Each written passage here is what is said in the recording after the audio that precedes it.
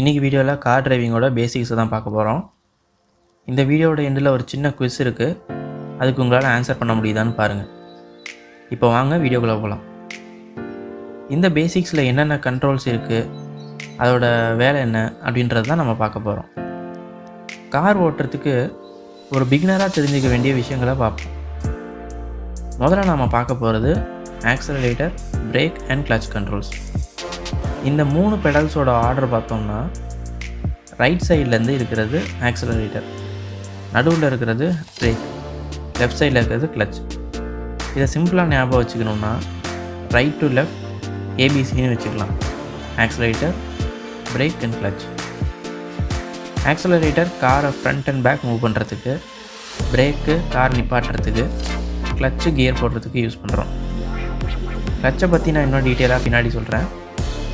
Next நாம் கியரை பற்றி பார்க்கலாம். இதுதான் கியர் ஸ்டிக். இதில் 1லேருந்து 5 வரைக்கும் நம்பர் பண்ணியிருப்பாங்க. அண்ட் கடைசியில் 6ன்னு லேபிள் பண்ணியிருப்பாங்க. இது ஒவ்வொன்றும் ஒவ்வொரு கியரை குறிக்குது. ஒவ்வொரு கியரும் ஒவ்வொரு ஸ்பீடை குறிக்குது.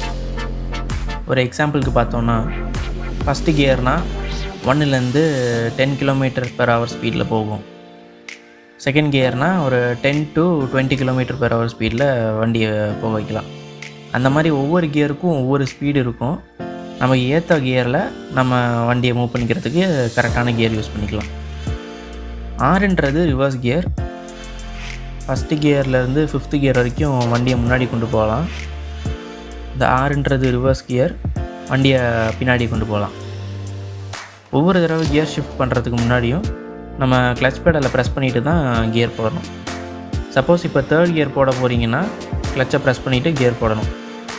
கிளட்சு அதுக்கு தான். கிளட்சு பிடிக்காமல் கியர் போடக்கூடாது. கியர் போட்டாலும் கியர் விழுவாது, கியர் பாக்ஸ் ரொம்ப அடி வாங்கிடும். நெக்ஸ்ட்டு ஸ்டியரிங் வீல் பற்றி பார்ப்போம்.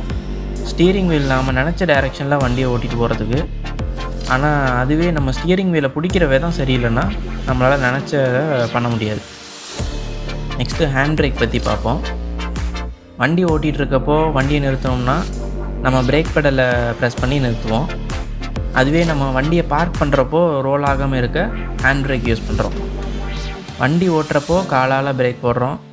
வண்டியை பார்க் பண்ணுறப்போ கையால் பிரேக் போடுறோம். நம்ம ட்ரைவ் பண்ணுறப்போ கரெக்டான பொசிஷனில் இருக்கணும். அதாவது ஸ்டியரிங் வீலை பிடிக்கிறப்போ நம்ம ஹேண்ட் பொசிஷன்ஸ் எப்படி இருக்கணும். ஆக்சிலேட்டர், பிரேக்கு, கிளட்ச் 3 பெடல்ஸ் இருக்குது. ஸோ எந்த கால் எந்த பெடல்ஸ்க்கு யூஸ் பண்ணணும், கியர் ஷிஃப்ட் பண்ணுறப்போ நம்ம பொசிஷன் எப்படி இருக்கணும், அண்ட் முக்கியமாக சீட்டிங் பொசிஷன்ஸ் எப்படி இருக்கணும், கியர் எப்படி போடுறதுன்றதெல்லாம் நம்ம அடுத்த வீடியோவில் பார்ப்போம். நம்ம சேனலுக்கு சப்ஸ்கிரைப் பண்ணிக்கோங்க. அடுத்த வீடியோ மிஸ் பண்ணாதீங்க. இப்போ இந்த குவிஸை அட்டன் பண்ண முடியுதா பாருங்கள். ஆன்சர்ஸை கமெண்ட்டில் போடுங்க, நான் ரெஸ்பாண்ட் பண்ணுறேன். இந்த வீடியோ நல்லா இருந்தால் ஒரு லைக் கொடுங்க.